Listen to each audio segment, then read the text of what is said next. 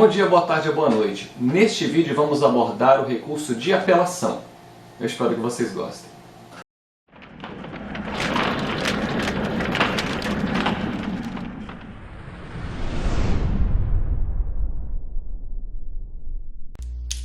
Muito que bem, meus diletos.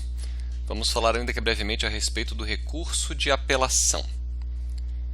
Então, sem mais delongas, vejamos o que diz Marcos Vinícius Rios Gonçalves, na página 291 desta obra aqui. Esta é a obra, tá? Editora Saraiva, nona edição, claro, de acordo com o novo Código de Processo Civil. Então ele diz o seguinte, a respeito da apelação. É o recurso que cabe contra a sentença. A gente vai ver daqui a pouco um plus essa informação, tá? Sobretudo para quem estudou essa matéria a partir do Código de 73, é muito importante se atualizar porque houve algumas mudanças aqui, ocorreram mudanças importantes com relação à apelação, que a gente vai ver em seguida. Mas é o recurso que cabe contra a sentença, isto é, contra o pronunciamento por meio do qual o juiz, com fundamento nos artigos 485 e 487, né? Ou, né, seria melhor dizer, porque aqui ele extingue sem resolução de mérito, aqui ele julga o mérito, põe fim à fase cognitiva do procedimento comum, bem como extingue a execução, né? Tá lá os pronunciamentos do juiz, estão lá no artigo 203, sentença no parágrafo 1º. É possivelmente o mais importante do ordenamento jurídico e utilizado com mais frequência. Realmente, a apelação ocorre com muita frequência.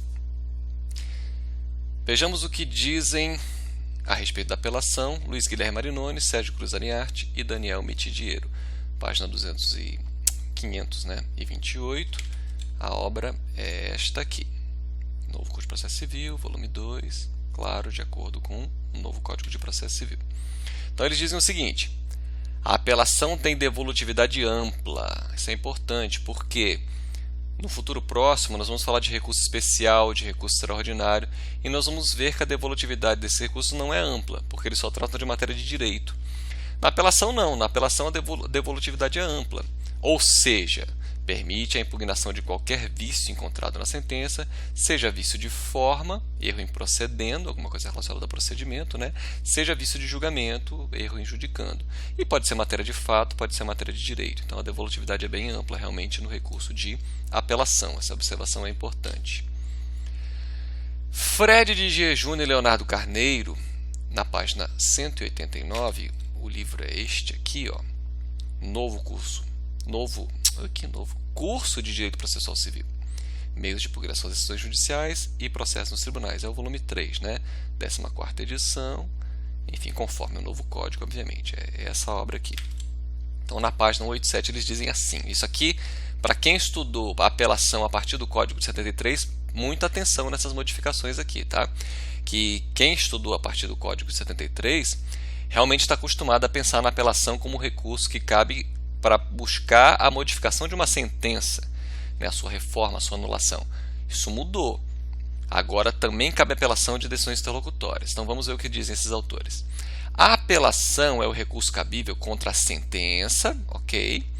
E as decisões interlocutórias. Isso é uma novidade. Qualquer decisão interlocutória? Não, não é qualquer decisão interlocutória, mas apenas aquelas que não são, né, impugnáveis por agravo de instrumento.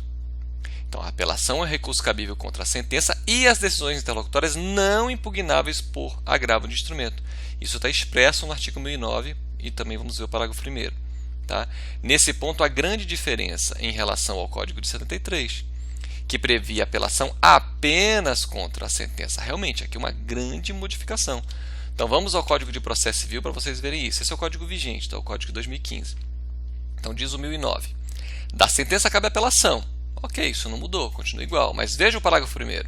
Essa é a grande novidade. As questões resolvidas na fase de conhecimento, se a decisão a seu respeito não comportar agravo de instrumento. Depois nós vamos falar sobre agravo de instrumento, vamos ver o artigo 1015. Então, se não for caso de agravo de instrumento, né, não são cobertas pela preclusão, pelo menos não a princípio, né? E devem ser suscitadas em preliminar de apelação. Se não for suscitada em preliminar de apelação, ou ainda, né, nas contrarrazões, né, aí vai haver preclusão. Tá? Mas de início não há preclusão. Então, não cobertas pela preclusão e devem ser suscitadas em preliminar de apelação pelo apelante, eventualmente, né, se eventualmente houver apelação, né, interposta contra a decisão final, ou nas contrarrazões. Então vejam que a apelação não é mais apenas o recurso cabível para buscar a modificação de sentença, mas também dessas decisões interlocutórias das quais não cabe agravo de instrumento. Okay? Essa é uma grande novidade do novo Código. Observação importante: existem sentenças que não devem ser atacadas via recurso de apelação, ou seja, são exceções à regra. Vejam depois com calma cada um desses dispositivos legais. Eu não vou mostrar para vocês para não cansá-los, mas veja o artigo 34 da Lei de Execução Fiscal, o artigo 42 da Lei dos Juizados Especiais Cíveis e Criminais. Ele não dá nome ao recurso, aí a doutrina batizou de recurso inominado. Veja os artigos 99 e 100 da Lei de Falências. Vejam a Constituição, artigo 105, inciso 2c. Né? Nós vamos falar posteriormente de recurso ordinário constitucional. Essa é uma hipótese bem peculiar desse recurso. Nós vamos ver depois, quando tratarmos do tema recurso ordinário constitucional. Eu prefiro chamar recurso ordinário constitucional, primeiro porque tem previsão na Constituição, mas também para que não haja confusão com o recurso ordinário do processo do trabalho. Né? Por isso eu prefiro essa terminologia. Vamos ver os requisitos de admissibilidade. Os requisitos previstos no artigo 1010, esse juízo de admissibilidade com relação à apelação, e vamos dar destaque aqui ao parágrafo 3º. Vamos lá para o 1010. Diz o artigo 1010 do Código de Processo Civil. Vou aumentar um pouquinho para vocês verem melhor. Até míope consegue enxergar isso, né? Então vamos lá. A apelação interposta por petição dirigida ao juízo de primeiro grau. Então vejam, normalmente você vai atacar sentença, né? Vai atacar a sentença via apelação. Então esqueça a apelação em órgão colegiado. Tá? Aqui o legislador pecou em falar primeiro grau, porque o primeiro grau pode ocorrer na segunda instância. Até o Supremo pode fazer, às vezes, de órgão de primeiro grau, porque existem ações de competência originária do Supremo. Mas entendam isso aqui como primeira instância. Tá? Seria melhor pensar assim, porque não vai haver apelação em segunda instância. Tá? A apelação só cabe quando houver uma sentença. Você pode até atacar aquela decisão interlocutória proferida anteriormente, que não cabia agravo de instrumento, mas tem que haver uma sentença. Se não houver sentença, não vai haver apelação. Tá? Aí ela deve conter os nomes e a qualificação das partes, exposição do fato e do direito. Essa qualificação, na prática, ninguém põe. Geralmente se escreve fulano de tal já qualificado nos autos. Mas assim, num concurso público, num exame de ordem, qualifique, tá? Porque assim diz o 1010, inciso 1, né? Que tem que constar os nomes e a qualificação das partes. Então qualifique. Volto a dizer, na prática ninguém faz isso. 2, a exposição do fato e do direito. Aqui é uma relação com aquilo que vocês viram em petição inicial, né? Causa de pedir próxima, causa de pedir remota, né? As razões do pedido é a reforma ou decretação de nulidade. Isso tem que ficar bem claro. Aqui, pesquisem um critério dialeticidade. Alguns falam princípio da dialeticidade. Isso é muito importante. Tem gente que quer apelar e copia a petição inicial. Copia e cola a petição inicial, copia e cola a contestação. Vai pecar contra a dialeticidade. Ele tem a obrigação de impugnar a decisão atacada. A sentença, a decisão interlocutória não alcançada pela preclusão. Então tem que deixar muito claro o porquê que tem que haver, né? O pedido de nova decisão. Isso tem que estar muito, muito claro. Por que a decisão deve ser reformada, anulada, enfim, modificada, né? Aí o apelado será intimado para prestar contrarrazões no prazo de 15 dias. Lembre das possibilidades de dobrar, né? Fazenda pública, aquela questão do litisconsórcio, advogados diferentes, e se é 229, né? E se o processo for físico. Se o apelado interpuser apelação adesiva, recurso adesivo, eu vou postar um vídeo específico sobre isso para não confundir vocês. Eu vou falar especificamente sobre o recurso adesivo. Eu prefiro falar sobre recurso subordinado, mas eu vou postar um vídeo específico sobre isso para vocês, tá? E após as formalidades previstas nos parágrafos segundos, os autos serão remetidos ao tribunal pelo juiz, independentemente, isso aqui é uma novidade também, ó, independentemente de juízo de admissibilidade. Então, o juiz não faz aquele juízo de admissibilidade provisório, ele não faz mais, ele apenas intima para outra parte contrarrazoar, encerrado o prazo, com ou sem as contrarrazões, os autos sobem, tá? Essa é uma grande novidade do novo Código de Processo Civil.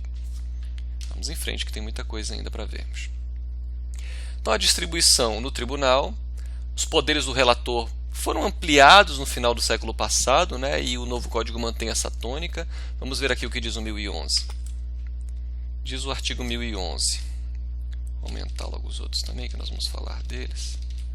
Deixar todos ampliados. Vamos até o 1014. Isso. Justificar. Pronto. Então diz o artigo 1011, recebido o recurso de apelação no tribunal e distribuído, porque vai para uma das câmaras, né? Uma das câmaras cíveis, ou às vezes tem câmaras especializadas, né? Imediatamente o relator. Quem é o relator? É aquele desembargador que dentro da câmara cível, digamos assim, pode ser cível ou especializada, conforme o caso, ele tem a atribuição de relatar o caso, dizer do que se trata, né? E vai dar o voto dele.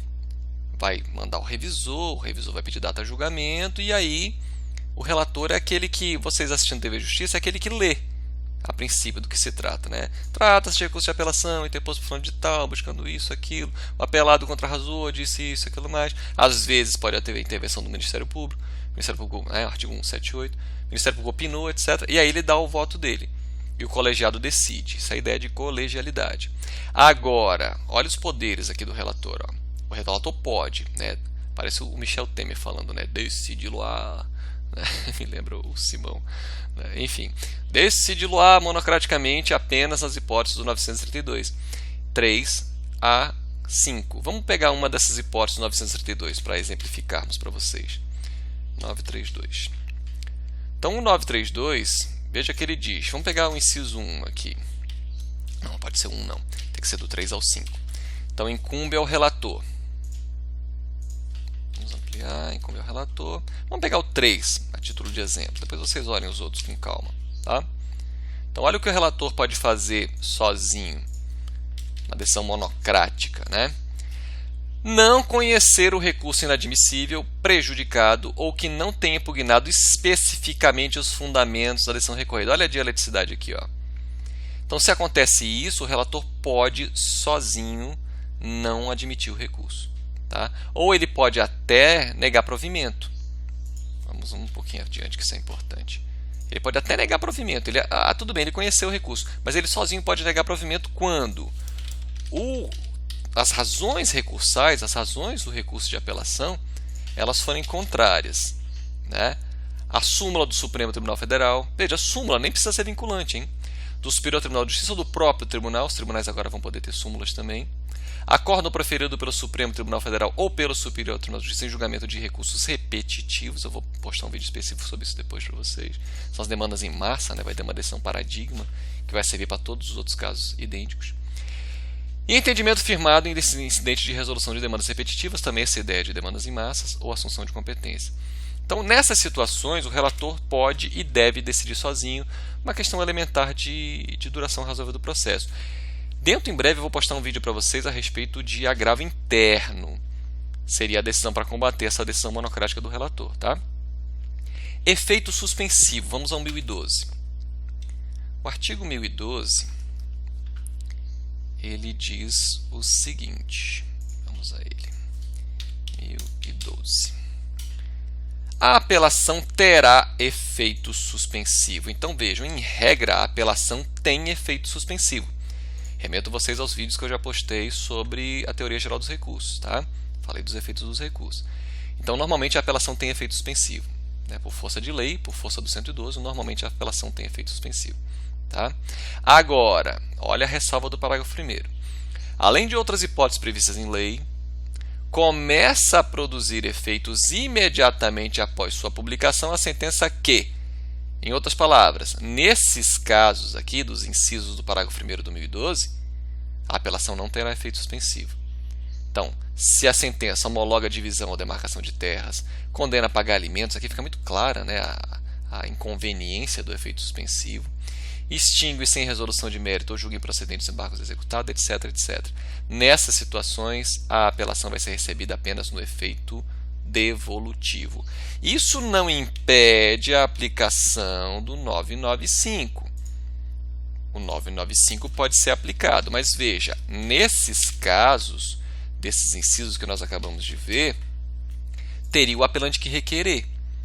Ele poderia requerer o efeito suspensivo e, se o juiz verificar, né, que haveria o periculo in mora, que há fumus boniúrios, ele poderia dar o efeito suspensivo, né? A eficácia dessa recolhida poderá ser suspensa por decisão do relator, aí teria que haver uma decisão do relator. Se a imediata produção dos efeitos houver risco de dano grave, de difícil ou impossível reparação, é o periculum in mora, e ficar demonstrada a probabilidade de provimento do recurso, né?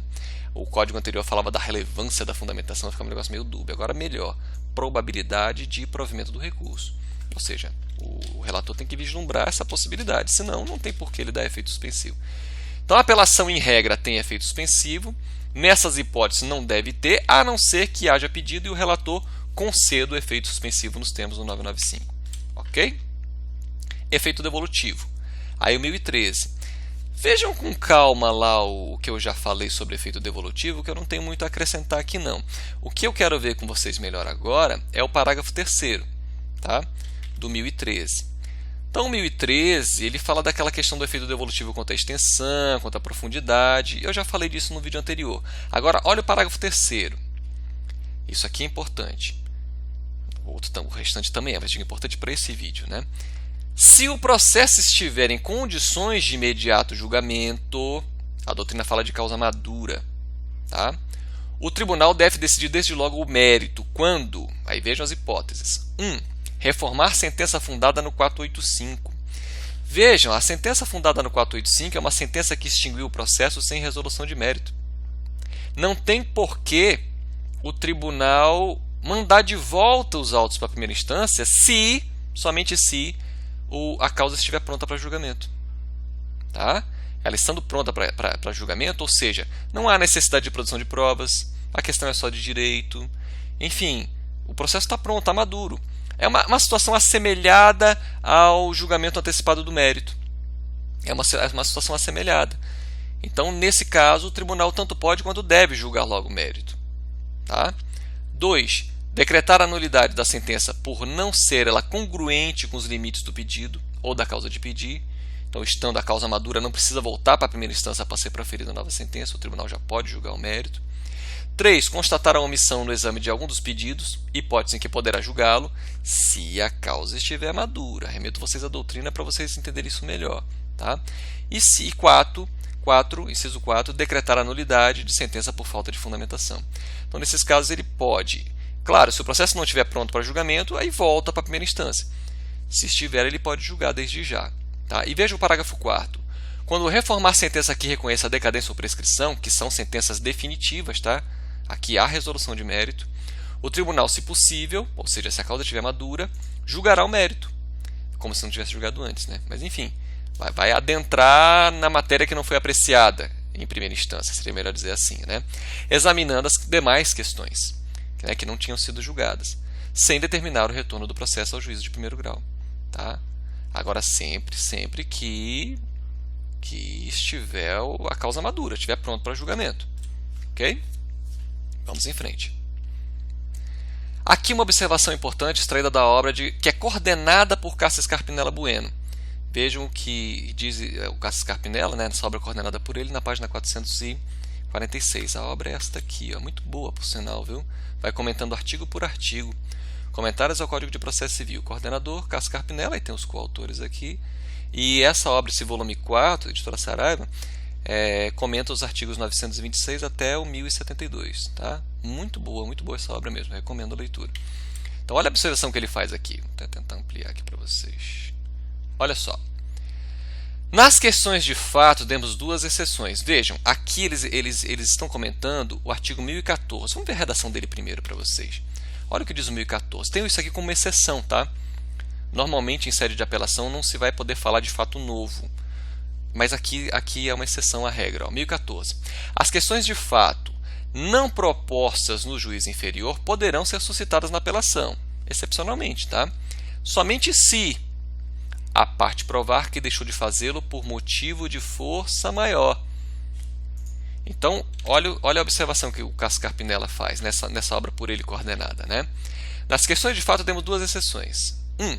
Hipóteses específicas que a lei autoriza sejam suscitadas, inclusive em grau recursal, como a prescrição. Aí, né, o Código Civil diz que isso pode ser alegado em qualquer tempo e grau de jurisdição.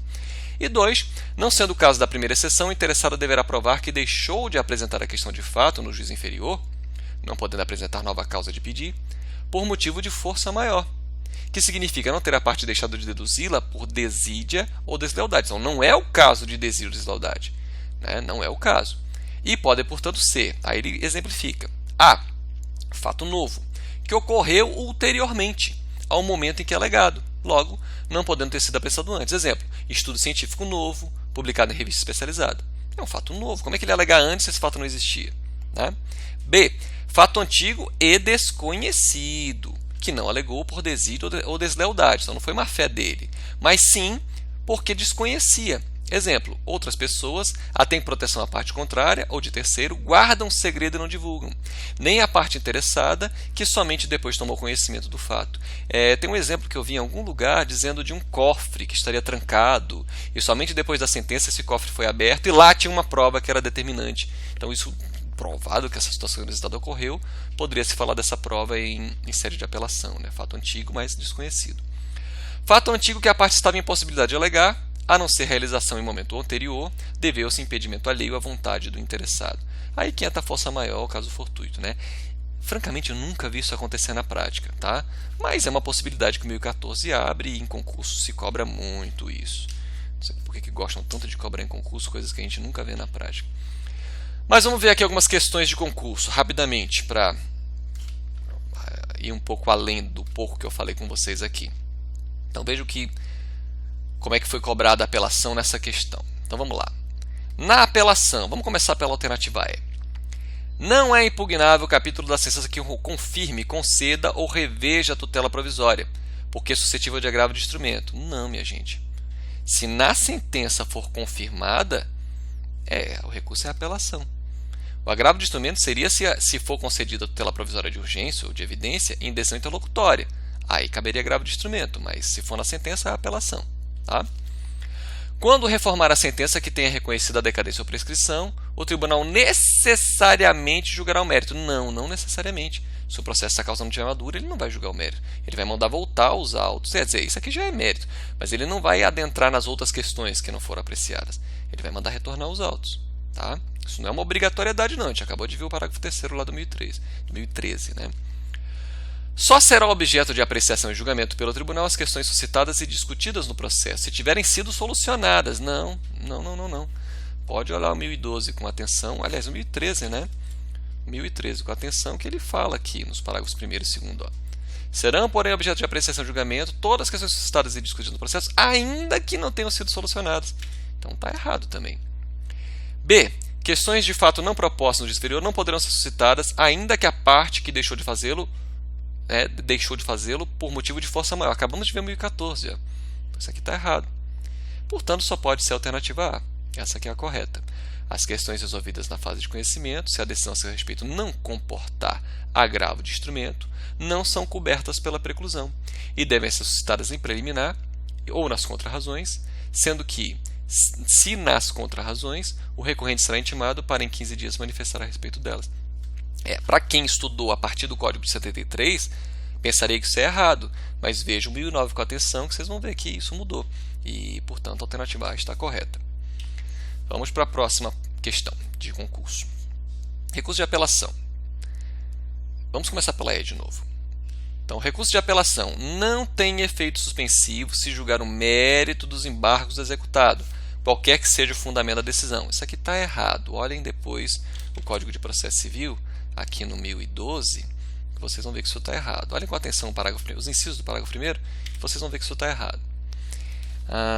D. Apenas pode ser interposto ao recurso contra a sentença que julgar o mérito da ação. Não, a sentença pode ser terminativa, pode extinguir o processo sem resolução de mérito e cabe apelação também. C. Nunca terá efeito suspensivo quando decretar a curatela. Isso aqui não tem nada a ver. Não tem nada a ver. Pode ter, sim, nunca. Alternativas que tem nunca, jamais, sempre, geralmente são erradas. Né? Alternativa B. Tem efeito suspensivo em regra. Sim. Olha o caput do 1012. A apelação terá efeito suspensivo. Realmente, em regra, ela tem efeito suspensivo, é a letra B. E aí vamos achar o erro da A. Apenas tem efeito suspensivo se confirmar, conceder ou revogar tutela provisória. Não. Tem várias outras hipóteses aqui nos incisos do parágrafo 1º. Então, essa não é a única. Letra B, portanto, tá? Vamos à próxima questão. Vou colocar aqui para vocês verem de onde foi, né? Fundação Carlos Chagas, 2016. Então, no tocante à apelação, é correto afirmar. Alternativa A. As questões de fato não propostas no juízo anterior não podem ser suscitadas na apelação, em nenhuma hipótese. Isso está errado. B.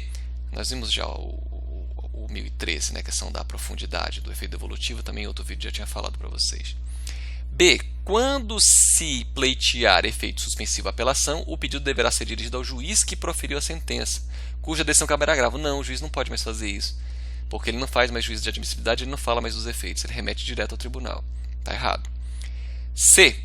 Como regra geral, a apelação terá efeito meramente devolutivo, produzindo efeitos imediatamente. Não, como regra, ela tem efeito suspensivo, a gente já viu isso na questão anterior. Letra D. Quando reformar a sentença que reconheça a decadência ou prescrição, o tribunal, se possível, julgará o mérito, examinando as demais questões, sem determinar o retorno do processo ao juízo de primeiro grau. Sim, isso está certo. Vamos encontrar o erro da L. As questões resolvidas na fase de conhecimento, cujas decisões comportem ou não agravo de instrumento, comportem ou não cobertas pela não devem ser assustadas em preliminar. Não, somente as das quais não cabe agravo de instrumento. Comportem ou não, está errado. Ok? É a letra D. Qual é essa? Foi essa que a gente acabou de ver? Foi essa que a gente acabou de ver. Vamos para essa então. Cabe apelação da decisão que A. Rejeitar pedido de limitação do litisconsórcio. Não, porque aqui normalmente isso vai ser decisão interlocutória. Então, em nenhum momento está dizendo que isso foi feito em sentença. Então, não pode se dizer que cabe apelação. Tá? B. Versar sobre tutela provisória. Não necessariamente, porque pode ser uma decisão interlocutória também. Né? C. Rejeitar a alegação de convenção de arbitragem. Rejeitar. Aqui rejeita necessariamente vai ser uma decisão interlocutória, que vai dar prosseguimento ao feito. Então seria o agravo. Na verdade aqui, sim, seria agravo de instrumento. Vou falar de agravo, a gente vai ver o 1015 depois, mas seria agravo de instrumento. D. Versar sobre incidente de desconsideração da personalidade jurídica. Não, também não. A gente vai falar de agravo de instrumento ainda. E E. Indeferir a petição inicial. Sim, a decisão que indefere a petição inicial é uma sentença determinativa. Tá? Ela indefere a petição inicial, ela extingue o processo sem resolução de mérito, conforme o 485. Aí caberia apelação, letra E, portanto. Próxima. A apelação interposta antes da publicação da sentença será considerada A. Intempestiva.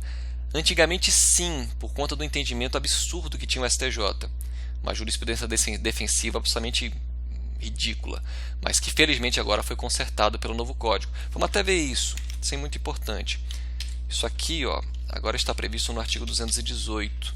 Olha o que diz o 218 no seu parágrafo 4º. Será considerado tempestivo o ato praticado antes do termo inicial do prazo. Então o STJ tinha uma graça de dizer que se o recurso fosse interposto antes da apelação, ele era intempestivo, porque estava fora do prazo, o prazo não começou. Isso é absurdo. E felizmente está corrigido agora pelo novo Código de Processo Civil. Então toda alternativa que fala que é intempestivo está errado. A está errada, B está errada. Bem, vamos ver as três últimas, né? A C. A apelação interposta antes da publicação da sentença será considerada tempestiva. Sim, será tempestiva, mas vamos ver as outras. D. Tempestiva se ratificada. Não precisa essa ratificação. Está errado. O STJ queria, mas não precisa mais não. Tá? E. Suspensa até ser recebida pelo tribunal. Não, isso aqui também é absurdo. Tá? Então, letra C, conforme artigo 218, parágrafo 4º. Última questão. Não se refere a uma hipótese em que é possível o juiz retratar-se da decisão proferida. Isso diz respeito ao efeito regressivo, tá? Remeto vocês ao vídeo que eu já postei anteriormente sobre os efeitos do recurso. Vamos começar pela letra D. Então veja, não se refere a uma hipótese em que é possível o juiz retratar-se da decisão proferida. Então tá, vamos lá. Quando é que pode haver efeito regressivo? Então D. Quando houver apelação contra julgamento de improcedência liminar do pedido pela decadência. Sim, poderia haver efeito regressivo. Então, não é o que eles querem. Porque eles querem uma que não se refere à hipótese em que é possível. Né? Então, não é a D. C. Quando houver apelação contra o julgamento de improcedência liminar do pedido. Quer ver? Querem ver isso? Vamos lá para o 332. Que fala do julgamento, né, da improcedência liminar do pedido. Eu tenho um vídeo que eu postei há muito tempo falando disso, né? Acho que eu filmei até com o meu celular. Mas olha o que diz aqui, ó. Se for interposta a apelação nesse caso, ó, interposta a apelação, o juiz poderá retratar-se. Então ele pode se retratar, não é um caso, né? Não se refere, então não é a alternativa que eles querem, né? Então Então, pode haver efeito regressivo, sim, na C e na D. B. Quando houver apelação contra indeferimento da petição inicial. Veja, indeferimento da inicial está lá no 485, que fala da extinção do processo sem resolução de mérito. Né? O juiz não resolverá o mérito. 1. Quando indeferir a petição inicial. Então, agora olha o parágrafo 7º, 485. Interposta a apelação, em qualquer dos casos que tratam os incisos deste artigo, o juiz terá 5 dias para retratar-se. Então, pode haver efeito regressivo. Então, veja, o efeito regressivo ele não é comum na apelação, mas pode acontecer. Tá? E a B, a C e a D tratam de hipóteses em que pode haver efeito regressivo. Então, só pode ser a A, né? Quando houver apelação e sentença que decreta a interdição. Sim, realmente aqui o juiz não pode se retratar. Então, é a alternativa A. Gente, eu lembro sempre, tá? Sobretudo aqui com relação à apelação, que é um tema extenso, o vídeo até ficou mais longo do que eu pretendia. Espero ter ajudado vocês de algum modo. Se tiverem dúvidas, comentários, fiquem à vontade, terei o maior prazer de tentar auxiliar vocês da melhor forma. Por hoje é só e até a próxima.